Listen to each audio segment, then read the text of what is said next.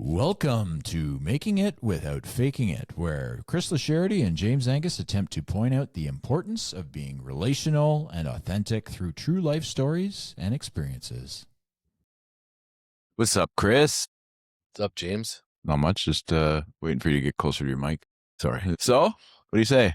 Life is good. Life is beautiful. Life is beautiful? Yeah. Rolling? Rolling. Yeah, I think that we were seeing a bit of the spring market hit, even though we're still waiting for the spring to hit, if that makes sense. It does make sense, yeah. Yeah, kind of drives me nuts. Is the spring market here? Is that what you're saying? I don't think it's quite here. I think that we're seeing signs of it, like it's out there, you know? Yeah. I thought it was 2 weeks ago, and then there was a slow week, and then this week was good so far. So who knows? Yeah, I don't know either. But, we like to talk about it, so... Yeah, that's all people talk about. Yeah. Is the spring market here yet? Well, I mean, it's sort of busier for sure for me anyway. The last couple of weeks have picked up big time. I'm sure, based on what we've talked about outside of the podcast, you've picked up as well, eh? Yeah, it's offers are gold, and having a few to work on in a week is like just so unfamiliar yet familiar. Yeah, it's like you're getting your reps in. Yes, I like it. I got a funny question, actually. What's the one thing people think it takes to succeed that's complete BS? Good question. I always thought I've said this before, but the whole rise and grind, let's go. That's bullshit. You know what I mean? Yeah, I do. Yeah. Rise and grind. Yeah, I don't like that. That's not sustainable if you're not a rise and grinder. Also, did you stop working at 3 in the afternoon or 11 o'clock at night? Because we're often 11 o'clock at night. So is it sustainable to be up at 5 and have that mentality every day? Probably not. No, I was working on a deal at 10:30 last night. Yeah. So I was on a phone in a foyer of the Rose Bowl. Well, my surf and turf $100 plate was getting cold. I told the clients, they're like, that's okay. I was like, oh, that's okay. So, yeah. That's why that's the thing. It's funny. Like people don't really get, like, obviously we get paid well for it, but we eat a lot of shit too. Like there's a lot of shit that we have to eat to do that, right? Yeah. So that's a good segue right into something I wrote here for my last minute notes as we slide in here. Yes. This is your forte way more than mine. But the question always is on podcasts and stuff is AI going to steal our jobs? And that's what I think of. Like last night, that's what I said when I got back to the table, because a couple of my friends are lawyers that were at the table, and others were asking if AI is going to steal their jobs. And they were like, no, of course. But I said the same thing. I said, yeah, is AI going to take a call at 10:30?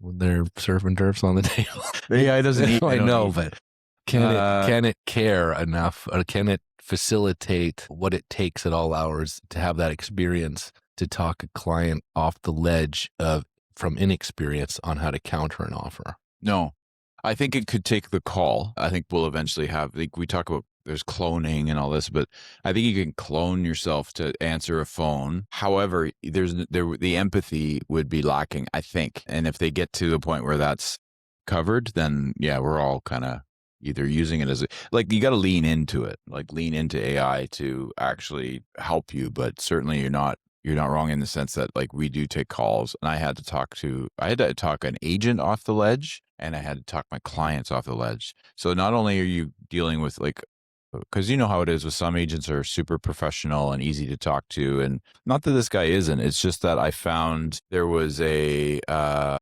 passion for a certain thing that was in the grand scheme of things was a small amount compared to what the house was worth. So you have to you have to be quick on your feet to adjust to these situations, and also be calm and relaxed and still keep your wits about it. That's the key, right? You got to stay cool, and that's the key. I find any agent that you call or talk to that, like, I expect clients to scream at you or like get upset or be emotional, but I don't expect agents to. And when you get that, it sort of throws you for a loop. And again, this wasn't this guy last night. It was just another situation where you get yelled at by an agent or something like that. Like there's one that I'll say, I was about to say his name, but I'm not going to. But you know what I mean? Like some people get really passionate or emotional in a situation that we're not, really involved except for the facilitation of putting the two together, right? Yeah, I think that's interesting. But AI, going back to that, I think that honestly, if you need to lean into it because it's there, it's going to help you. And I think it will take a lot of jobs away. And your lawyer friends, I mean, not to say that they can be replaced, but I think that with AI, certain things about a lawyer may not be necessary, and they'll have to change the way they structure their how they get paid. Yeah. No, a lawyer, that was one of them that I've heard would be a job that's replaced, but who knows? Hard to say. Yeah, they don't want you to. They don't want to be replaced. That's for sure. But none of us really do, right? Like of course, it's not a situation where we want to be replaced. I think that it's important to use it as a tool. But if the tool ever surpasses your skill, then you're out. But there's going to be agents that are needed for real estate because of the interaction of the personalities of people that are different and understanding their position and trying to be calm with them. Whereas AI might just be really robotic and say just facts, right? Yeah. To deal with that, the type A personalities might do really well with the AI telling them the stuff like that. Whereas there's these, the greens and the blue oceans and all those that are needing of a picture being painted for them to actually understand what's going on. Yeah. I wouldn't want to buy a house through AI. No, it'd be trippy as hell. But it's like, yeah, it's a situation where it's different for everybody. But I think leaning in and really, there's so many interesting tools out there. Like Perplexity is one that I'm using now that's really interesting. And then Claude is a good one that everybody uses. And then there's this new one coming out called Homies, which is actually real estate based. And I signed up for the beta for that. So I'll show you more of that later, Chris, but like I don't have it yet. So we're just waiting for everything to go through. But yeah, it's going to be pretty cool, I think. Because it's literally going to do your CRM for you, really hone in on your emails, really do some social media for you.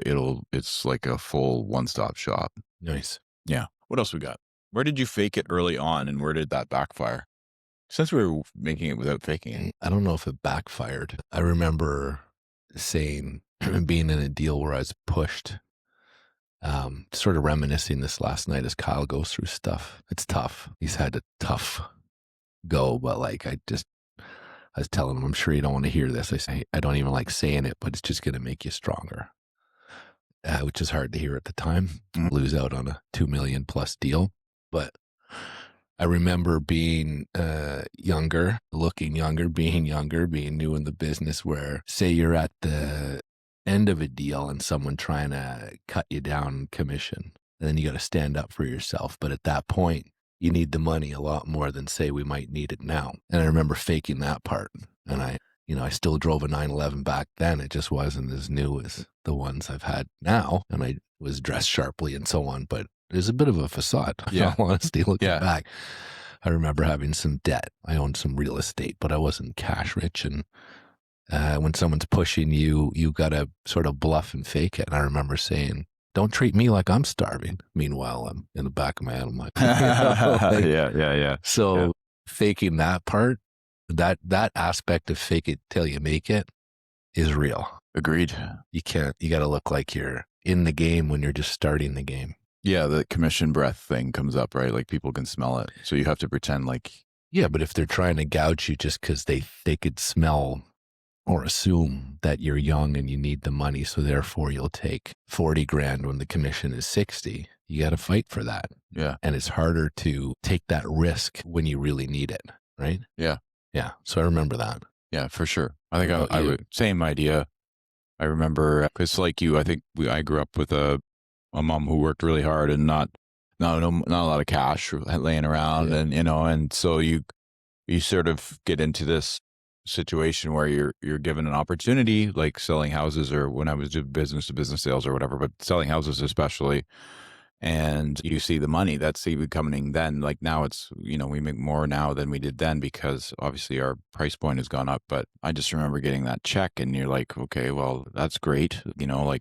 And spend it, you spend it all before you do any taxes or anything like that. Cause I didn't know what that was. And then you pay that price later on too. So, But you agree with the fact, like you're sitting in a room with say I was at the time, I think it was 34 or something like that. So not young, not old, but like you're in a room with a doctor and a lawyer and you're trying to be professional, but you don't know you don't know how to speak as well as they do. Like you're not as good at analytics and you're not as smart as them in your head. You're like, okay, they're doctors and stuff. But eventually what I did was I sort of faked the fact that I I talked myself into that room. I sort of said, you're here, you belong here. This is what you want. This is what you need. You belong in that room. So go get it, And I think that a lot of people need to talk themselves into things. The best saying, I think I've said it on here before, is like fear and excitement are the same feeling. So you use it as you're excited to get in there. You're not nervous or fearful, right? Yeah, I think that was certainly a tough period because if you're in it, you're like, wow, this is $1 million listing. At the time, it was like, that'd be like a $3 million to $2 million listing. Now, your first time in that sort of that world, and you're dealing with super professionals that are, really made a lot of great decisions in their life, and you have to look like the pro, and you have to feel like the pro. And I'm grateful that I had a mentor like Pat, who was like, he's like, no, you belong there. Go get in there, and you're prepared, do everything right, and you'll be fine. And I was lucky. And that's what I would say to a lot of new agents that come into the industry. Really get a mentor that you can talk to and listen to and be open to learning more, For sure. You touched on it that when you're back in that position, you're human. So you're lacking confidence because you're like, oh, I'm in a room full of these, whatever it may be, wealthy people, highly educated people, whatever it is. Don't you notice like it's such a more comfortable place to be once you are very experienced and very confident? I just salivate at the opportunity to sit in a room with someone who thinks they know better than I do. I love it because they don't, about my topic, about my world. Not that I'd be a dick about it, but I've been saying lately, I'm like, I don't know, lately the more educated the person, the more they stand in their own way, which actually isn't intelligent. And I love pointing it out. Just love it. But I was saying to Kyle too, like can't be taught. You have to take your licks and experience all that and gain that experience the authentic way, or else you're not going to be taught confidence. No. Yeah, and it does take those reps, those licks, like you said, and I agree. I love being in the room when I'm wildly prepared for my real estate, like in my field, like I'm not a surgeon, I'm not a lawyer, I'm a realtor. And when I come to your door, I'm ready to go. And this is what I do. And then anybody that pushes back, like ChatGPT told me it's worth this. Well, you know what? I use the same app, and I came to my numbers that are different because I used my old school way, which is a proper market analysis, and this is what it's worth, and this is why it's gone down. And yeah, we get it all in all that, but you're right. It's like sort of exciting to be in a room where people really do. You can smell the arrogance on someone who thinks that they know everything about everything. But I kind of like that too. It's like a little victory, eh? It's like you're happy that you did put that time in, because now you're super prepared to be in the room, and you have 10 more years than I do. So I can't wait to get to your level where it's like, then you're like almost like a master. You got your master's in real estate. Well, yeah, it's PhD. As you know, I like pointing out the elephant in the room in all aspects. Yeah, which I've noticed. Yeah. And I actually kind of like that about you. I remember years ago driving to Montreal, and for whatever reason, every time I go for the day with friends, they always say, you sell 2 houses every time we go, so let's go.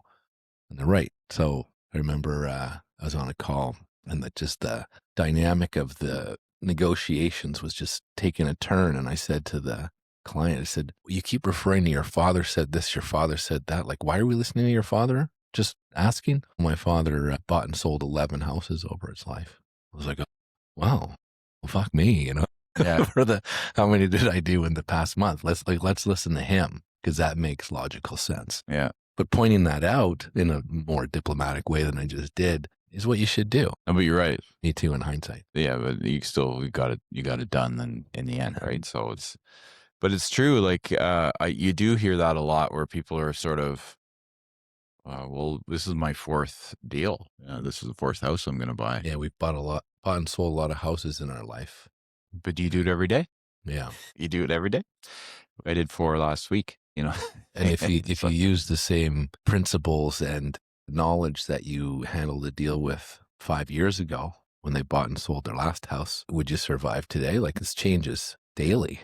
Yeah. So to adapt to it and be attuned to the market and, handle things properly, I just don't think you could be outdated on your information. Mm-hmm. It's true. And it's, like you said, it's a market. You have to be in it all the time to know what's going on. Yeah. I guess it's funny. Like, I was like, what actually moves the needle? So one habit that you did that changed everything. Is there one habit that stands out? Yeah, probably filling my calendar. Like using it properly. Using it properly, sure, but filling it, like just making sure you have a full week and a full second week, like just booking yourself and booking yourself. And when people call and they're like, oh, can you come see my house? I'm available this week, next week. I'm always like, this week, tomorrow. Like always, I never even think about like, oh, I'd like time off, or I don't feel like it tomorrow. I find if you just book your calendar constantly, tomorrow's always full. The next day, the week, it becomes a habit. And then you're never resting. Like your calendar's always full. You always have a full week. So I think it's too easy. Or I noticed in the past, a lot of agents have said this so many times, but selling a house and then going away, or selling a house and taking your foot off the gas. Like momentum is everything, and urgency. I said it in the meeting today. I said, if I have a skill, it's my sense of urgency. So I said, we were trying to decide what day to have a call together to make sure we're all up to date on everything. And I said, could it be Friday at 2? Because I have a lot of anxiousness on Friday. Because I'm like, did we do enough this week going into the weekend? Because Kyle was saying, should we do it on Monday? I said, no, let's do it Friday, because Good idea. you just, everyone, like you need they always say you don't have to be the most skilled person in the room. You just have to have the highest sense of urgency. That's a great point. And the calendar portion is actually quite smart, because people tell you the opposite, right? Like if you take a call, you have to kind of look like you're in demand. So you say, I'm available this day and this day. Bullshit. Or even saying, let them pick the date. No, fuck that. You're just like, tomorrow. Well, yeah, I'll say, I'll see agreeing where with they're you. at, but Yeah. I won't do what you did. Like, that's bullshit. And that's an example of outdated information. That's right. That maybe worked for a time, but experience has taught us that doesn't actually work anymore. People aren't that stupid. I think what you touched on is so smart too, because everybody has no sense of like their ability to pay attention. Like their attention span is so short now. Like you saying, how's tomorrow? Then they don't have an opportunity to forget about it or like try someone else. Yeah. So it's a good point. Like, because the average person with these phones and stuff, like there's, you've noticed, like people, you can't have a conversation with somebody like looking away or like, sort of not paying attention. Yeah. That's a super skill too, is to be able to pay attention and listen and then ask really great questions. Yeah. I forget, I miss an exit, or I need to leave the room. I got to hone in on that call, and I'll drive the wrong, like I'm so into that call, I'll drive the wrong way. I should pull over. But, Yeah. what was I going to say? Oh, Ryan Serhant, to plug him again. Agent. Pretty good. He says it too. You got to have so many things in the air. He calls them balls in the air. I call it spaghetti on the fridge. But another mistake of agents, hey, what's going on? From week to week could be the same answer. Well, I got this coming up and I got this listing. And I'm trying to get these people list. Next week, same story. Third week, same story. It's like you have to have a million things on the go that you can't even control, because the danger of having some things on the go is you're like, I'm busy, I'm good. And so if you're counting on 3 things and none of them hit, you're screwed. Yeah. And if now I'm down to one thing, I better hit, or I'm not going to make my mortgage payment. That's a lot of pressure. But if you have 100 things on the go and one thing dies, you're like, oh, well, on to the next. Don't be married to anything until it's firm. Yeah. Never, the agent on some TV show years ago said she never calculates her commission because it's bad luck until it's done deal. That's a great point. Yeah, because then you're like, oh, I'm $100,000 richer, and that's taken. It's true. It is hard not to, right? Like, because you're like, oh, if I get this deal in, it's 30 grand or whatever it is, right? It's like, I could really use that, but it's definitely a good practice to not count your eggs until they're hatched, right? So it's a really good point. I'm going to start doing that actually, because I got to stop counting the commission in my head. How you sit there and you're like, okay, I need this. Yeah. Okay. But I got to stop until it's like conditional period's over, firm's done. Okay, that's coming in July. Then you can move to the next. Like you can move. I'm always moving to the next, but you know what I mean. Like I cheat sometimes. I write in my notebook. I'm always like where I'm at for the year, so I'll just round it up in my head. I don't need the exact numbers, but I'll be like, okay, I got this closing, this closing, this closing coming up, and in a separate line, I'll write the conditional sales. So I'm like, okay, I'm at this place. If all goes well, I'm at that place. So it's always a gauge of where you got to be. And it's the opposite of some people say, oh, geez, if you sell that $10 million house, you're going to take the rest of the year off. Opposite. I'm going to see like how far I can push this thing. Yeah. Any deal that happens just gives me further like energy and motivation to just go as far as I can. I've never felt, I can't remember a time where I'm like, oh, easy street, I'm going to take the summer off. Maybe I should. I wouldn't mind this year. Winter's so long, the age of my kids, I'd love to just cottage life it, but You'd go crazy. maybe. Well, you'd love it, but you'd be like, you love also I think you love the hunt too. Like it's sort of like that's why you are where you are because of that mentality. So. Yeah, I'll go nuts after maybe 2 weeks. 2 weeks isn't bad though, bud. You could take 2 weeks. Yeah. My Just leave cottage is close enough. everything to the group. If someone needed me, if there's a deal to be had, I could be off the boat in a car and in town. Yeah. Which is good and bad. True. Well, maybe it's a good thing that you can lean on a few key pieces of your team, Yeah. If you could do that, that would be probably helpful. There's always a piece of the pie to give away, though. That's okay. Yeah. You got time. How much would you pay for an extra 5 years? 5 years? Yeah. Question, never thought of that in my life. Maybe when you're 75. How much money do I have at 75? Loaded. You're fine. Probably any amount. Yeah, that's what I mean. Yeah. I'm just, for 2 weeks, you could do 2 weeks, buddy. I've asked friends of mine that are older, the guys I was out with last night, older than me. They're not older, but I'd say things like, oh, I'd love to answer that call. Shit. It doesn't matter. No, it's okay. I'd love to, I've asked them, hey, would you give up your entire net worth to be 10 years younger or to be 40? Because some of them are older than 50. So yeah, say they're 60 on average. Say, would you give up, and wealthy, would you give up your net worth to be 40? And some of them think about it.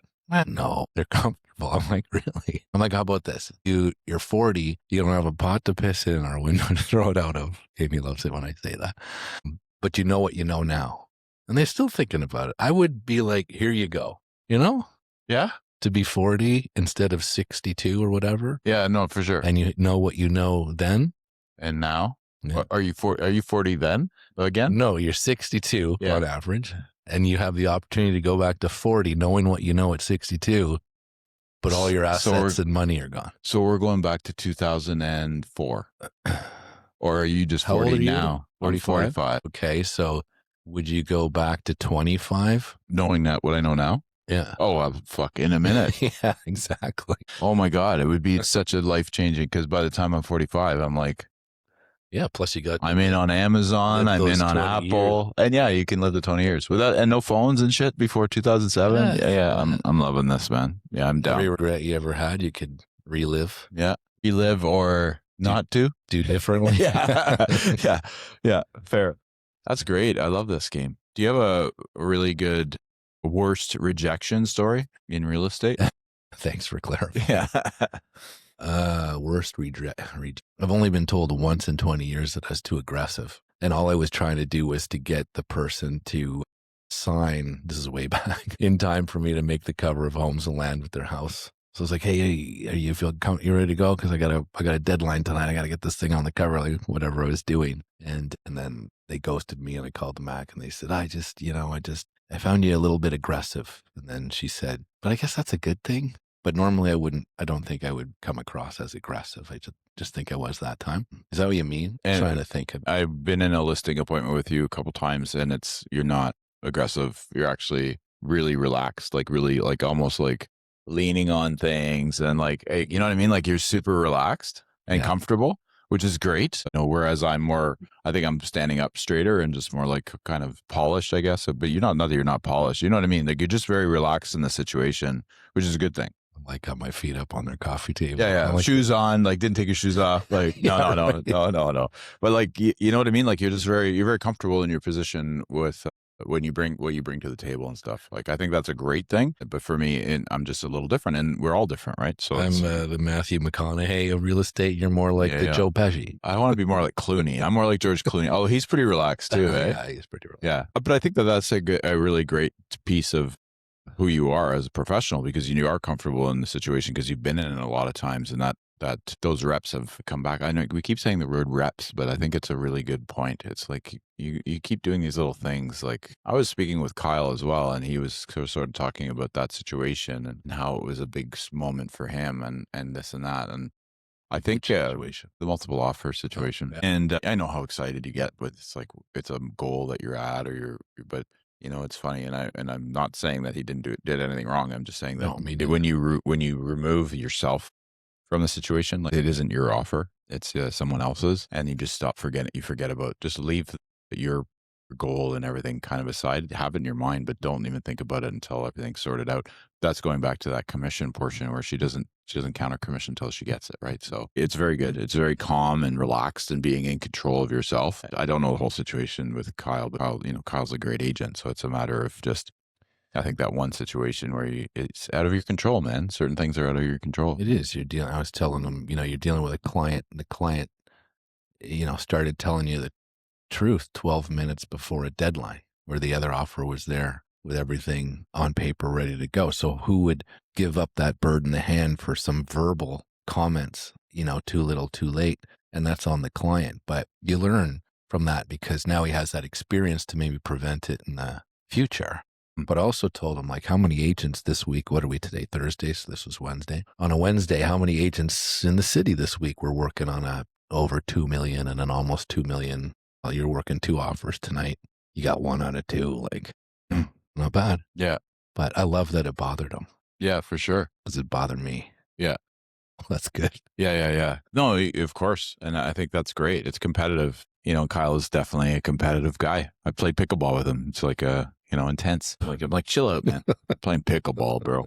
He'd be pounding it out of the park. I'm like, no, this is more of a finesse. Like O'Brien's rule. Yeah, exactly. Yeah. I was waiting for him to slip on a banana peel. He'll love this podcast. Yeah. Sup, Kyle? That's great. Yeah. How do you balance ambition with real life? I actually been thinking about this a lot lately.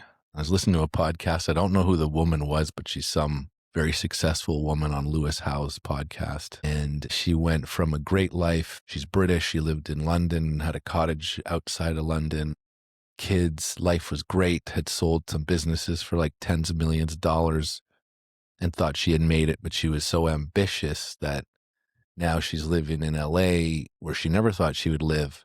And she's like selling billion-dollar businesses. And I was paying attention at that point, like, is her life any better at this point? It didn't seem like it, because she didn't seem to have, she was justifying the time away from her kids. And Lewis was like, how do you deal with the judgment when people are like, oh, well, she's a mom, but she's doing all these things? And she was saying, I tuck my kids in and I wake them up in the morning, but I don't drive them to school. I go to everything that's important, but I don't go to everything. So not that I have that dilemma in my life, like, should I go from $10 million to $1 billion? I don't know. But, maybe. Yeah, maybe. But, you have a $10 million listing. Yeah. But, what I've been thinking about lately, I thought that was interesting. I haven't listened to the rest of it, but what I've been thinking about lately is it's a tough, like, I have said this before, it's lonely. You're only doing it yourself. There's no one else really pushing you, helping you, shoulder to cry on or even talk about it. You must make it look easy because people around you kind of, talk like as if you have it easy. Nobody really likes you. I mean, you're a pain in the ass. You're always on the phone. Must be somewhat distracted. You seem selfish because it's kind of like, oh, it's all about him, when it's not. It's about your clients, but it comes across that way. I'm just saying, you could be really successful in this business and you could be, financially there for everyone around you, but you're not always the most loved one in the room. And that's what I'm sort of noticing. Like, I'm kind of perplexed by it. Like, Yeah. Like, is this, I wouldn't have it any other way necessarily, but what is that? And how do you change that? And is it a balance thing? Because I always thought balance didn't exist or doesn't exist. I don't think it does. But there has to be some. And what I'm noticing, like, even last night driving home from dinner, I don't want to give up my Wednesdays. I love my friends. We laugh our heads off. It's so needed. But I miss my kids so much during that time because I didn't get to tuck them in. But I was with my son all day yesterday, and I thought that would be the cure for it. But it wasn't. I was like, I just love them so much. But I think I've got to, I'm doing it more and more, and I'm enjoying it more and more. It's not forced, but I have to be in the moment, eye to eye, as much as possible during this time. It's true. It's true. Like we've talked about me, like going 4 years, the first 4 years, I was like, my business is sort of second, really. And you could see that, the numbers different. Like I think about it because it's like, I've lost out on something for sure, but not really, because I don't think that when I'm on my deathbed, my daughters are standing beside me. It's like, thank you for that. hanging out, and being a great dad. That's the goal, right? But you're not wrong in the sense that it is lonely when you say, oh, I got to go take this call, or like you've been to my house. I have this like tiny water closet bathroom that I barely fit in, and it's like I do a lot of like I hide in there and take phone calls because it's just like it's kind of tucked away. But yeah, it's a good point, man. I don't know. I think you're right. There is a balance to everything, finding the right handful. But you should never give up your Wednesday nights with your boys, because I found even when I go away on my boys trip every November with the guys from high school, it's like it's the best because you're catching up and you're just being a guy and you're kind of like just fucking around, and You need it. yeah, you need an outlet because being business oriented is good and being always on point is good, but that's not real. Like you are yourself, but you're not yourself. Like you're relaxed, you are comfortable. You know what I mean. Like you're not chatting with a buddy, you're chatting with a client, so it's a little bit of a different conversation. And then with your wife and your kids, it's totally a different thing too. So you need that little space where you can just be an idiot and have some fun and shoot the shit basically. Well, for me, I think, I'm spending a good amount of time, but that's for me compared to old me. But compared to someone else, it's not enough time, Yeah, if that makes sense. it does. But like, I mean, I'm gonna ask, but like, how does that make you feel? Like you're not failing, but like, do you feel like you're missing out on something? Like, I don't know. I'm just trying to find out. Like, No, I'm saying yeah. I feel like I'm putting in my time, very hands on. I'm besides last night, I always carry my son to bed. He falls asleep on the couch. He insists upon it, and I'm always thankful. That's good, man. Yeah. Like I do this thing that I show my gratitude I've never told anyone this. Here I am saying It's okay. every night I've never missed my gratitude of that, just being able to put him to bed. And every morning when I hear his voice or see him, I have that moment of gratitude again. So all that's good. I'm just saying, and going back to this woman on the podcast, she said, like, I love my kids. I want to be with them I'm not her. This is at next level. But she was saying, I gotta do me for me and for them. And I agree to that to a certain extent, because I do want to see how far I could take this, so that I don't want my kids to work like we do, but I want them to have work ethic, and I want them to know they can do anything they want. And I don't want them to say to me, then why didn't you? Yeah.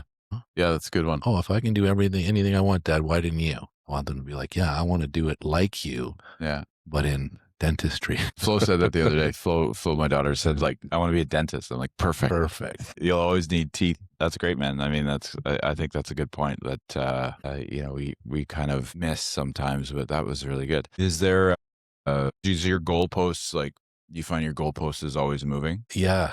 With inflation. No, I don't. I think the world, and this is where we've talked about this before, our kids have this unfortunate dilemma of growing up with social media. And it's funny, I was across the table from a lawyer friend of mine last night who does extremely well, works his ass off, told a story about how he was about to sell his practice, like successful.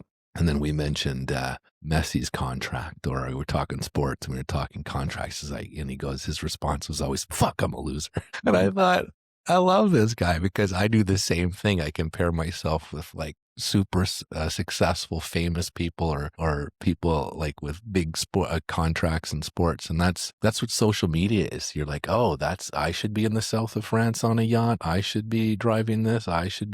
And that's okay to a point, but at the same time, like if I recognize this, then everyone should. I think that's not really reality. And does that make you happy? And who do you have to railroad to get there? And like what's important? Yeah, having kids is probably the most, like, it just stops you in your tracks and makes you realize what's important. So no, I'm not trying to do more than I originally set out. Like I have a number. I have a plan.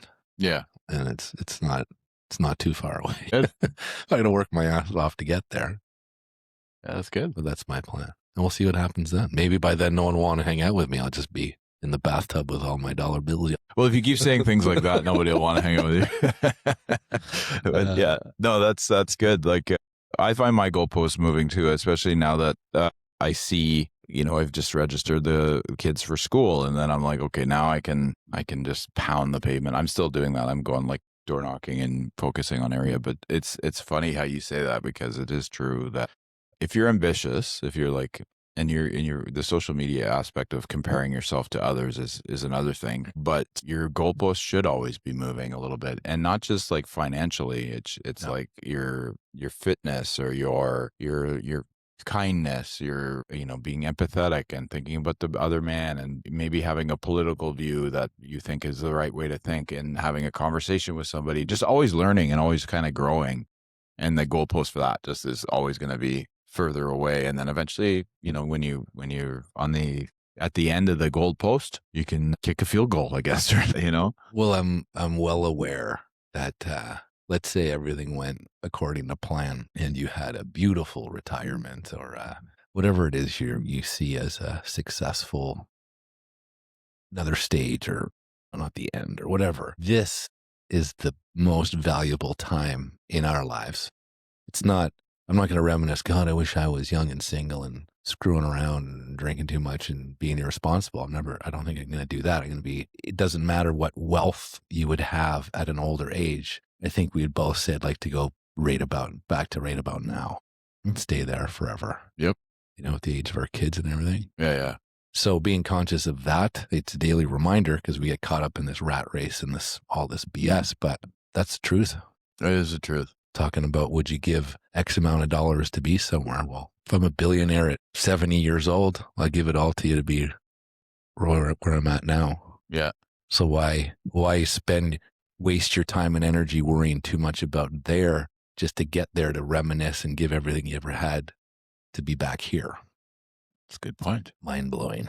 It really is. Better than your dollar bill.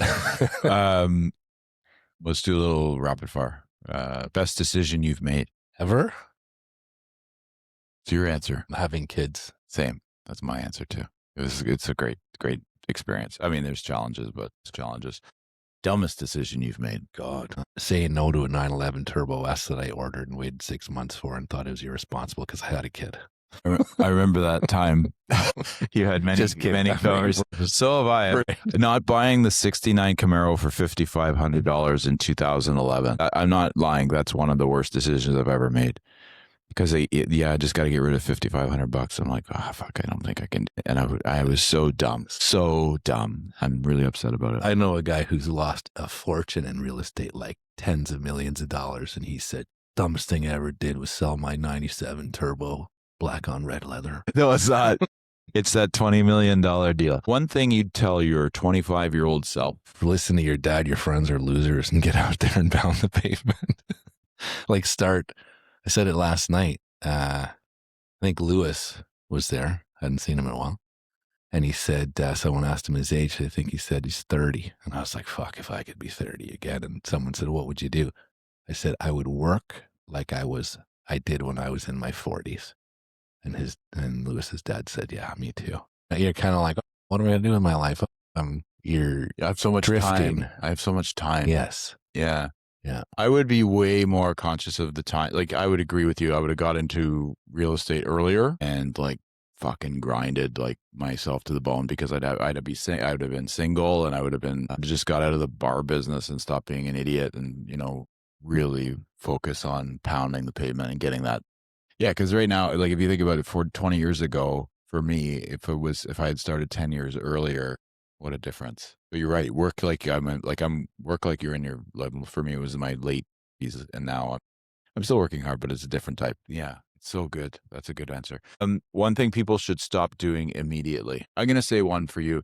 $dollar bill. Do not say that. I'm just kidding, bro. What do you? Can't resist. Yeah, that's great. One thing people should stop doing immediately. Do you want me to go first? Yes. Comparing to others. Yes. That's, what do they say that is? The thief of happiness. Thief of joy, yeah. Thief of joy. Yeah. Comparison is the thief of joy. Absolutely. In all aspects. Working out. We always go back to that. Compare yourself to yourself. That's all you can do. You don't have the same body type as someone else. So how do you look now versus when you're 25, 35, whatever. So good point. I think people have to stop saying amazing. And what, can you use an example? Well, example? It's Donald Trump. Okay, yeah. It's I don't know. It's an overused word that everyone uses too much. It's the hands too. Yeah. I don't understand the hands, but that's okay. We didn't talk about Trump the whole time. It's good. First time. One thing they should start doing tomorrow. Same people. Let's just stop. One thing they should start. I'd say that sounds like I'm a one-trick pony and I only think of one thing, but investing. Everyone waits till tomorrow to invest. I'm not there yet. I don't have any extra money. Compounding is good. Of course you don't have any extra money because you spend it all because you say, I earn X and I spend X. So make a weekly investment a habit. Must an auto debit. Start with whatever. Start with $5. I don't care. Whatever. Just get in the habit. Keep raising it. Nice. Because time is inevitably going to go by. You know, have the conversation in 10 years. I wish I started 10 years. I would have done it, but I should have started 10 years ago. Yeah. There's always going to be a reason. You'll always say that no matter how early or late you started investing, you'll always say, I wish I started 10 years earlier. It's like that age of 25 thing. If you're 25, I would have been investing. I would be buying real estate. I would be, I wouldn't be fucking around. I had a great time, but I'm just saying it's like, why not have a great time and bust your ass? It also helps for your mental health. Yeah. Because if you're nothing worse in this business than busting your ass day in, day out, and then having financial stress, which you'll always have at any point, there's just another zero on it. Your bills just get higher. But knowing that you have that, it's like, oh, there's a point. Oh, at least I have unless you have a security blanket, I don't, like rich parents or whatever, then go nuts. But if you don't, that would be my best advice. If I'm answering the question honestly, I notice a lot of people answer questions the way they should. You know what I mean? Yeah.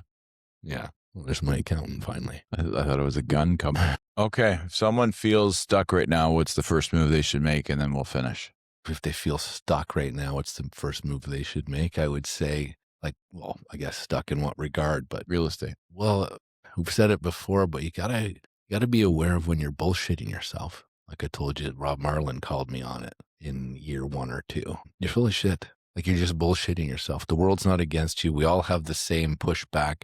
We all had the same troubles and dilemmas and so on. You're first of all, I'd ask yourself, are you coachable? Because you're probably not coachable because you didn't listen to anyone's advice and you think you got it figured out and you're not. You're not. You don't have it figured out. Mm-hmm. You're sitting around making excuses and feeling sorry for yourself and blaming everyone but yourself. But if you're coachable, then you'll just get out of your own way and do it. So get out of your own way and do it and get someone who's doing it and actually listen to them. Or at least to some aspect of what they have to say. That's a good point. And I think it goes back to what at the big top of the show where I sort of said you should be on a team so you can learn from a great mentor. Although the mentor has to be good and you have to obviously read that room. But if you hear a lot of good things about somebody and you are new and you're trying to figure something out, you should try and commit to a team maybe for 2 years and then you can see what happens, Well, you could be wrong. I mean, I was on a team for a year and then that was it. And that's probably all most people need, if anything, but maybe you're a self-starter, who knows? You could be on the wrong team, teach all the wrong stuff. Yeah, but be coachable is good. I mean, if you should have a coach, then maybe there's a better way to put it. Yeah, but I think take everything with a grain of salt because none of this information is universal. It's just general. Yeah. And what I mean about coachable is, do you have an attitude when someone tries to tell you some constructive criticism? Or can you say, like I still say, I suck at this, I suck at that. We just had a team meeting, everyone's making fun of me and I'm making fun of myself because they're right. There's certain things that like we said, well, how are we going to keep track of all these emails that come in? Okay, well, we have a group text. So whoever answers, they're going to say, I answered the email, I answered this, whatever. And then I looked at Tracy, I said, okay, can you then text me that you put it in the group text? Because I'm going to be bad at looking at the group text. So yeah, there's another one. Know your weaknesses. Last night, a client texted me on my way home from dinner at like 10:30. He texted me a photo of an open lockbox with the key in the door. I said, what's that? He's like, I got home, luckily 10 minutes after the showing at my house. And that was how the last agent left it. So I took that screenshot, sent it to the agent. I said, hey, just so you know, this is how you left the door. I wasn't combative or confrontational. And either was she. She was like, oh my God, I'm normally so like aware. And I just, if I did that, I'm so sorry, but I can't believe I did that. And my response was like, hey, no big deal. Guy's super cool. He was home within 10 minutes. I said, you think that's bad? This is what I've done before just to make her feel good. So what was my point on that? Well, there's another point is treat people well. Like if some agents are so quick to like jump all over you, jump down your throat, we're human beings. And I told her, we're all on our phones. Your client's peppering you with questions when you're trying to lock the door. I get it. It's nothing we could do about it now. So just. And it's not the end of the world either. Like, it is a thing that we should be more responsible for. But yeah, like, you're right. Your reaction was great, because it's funny you say that, because I drove to Toronto with a set of keys once from someone's house, and I said, I will ship them to you, da da da. She's like, no, there's no showing until this day. You can bring them back. And I was like, thank you. Like, that's like, because I never do that. It's like funny that I did it once. Yeah, a lot of people are, it's like in traffic, people are so quick to jump down your throat for a mistake you made. I usually have the same reaction. Not right too often.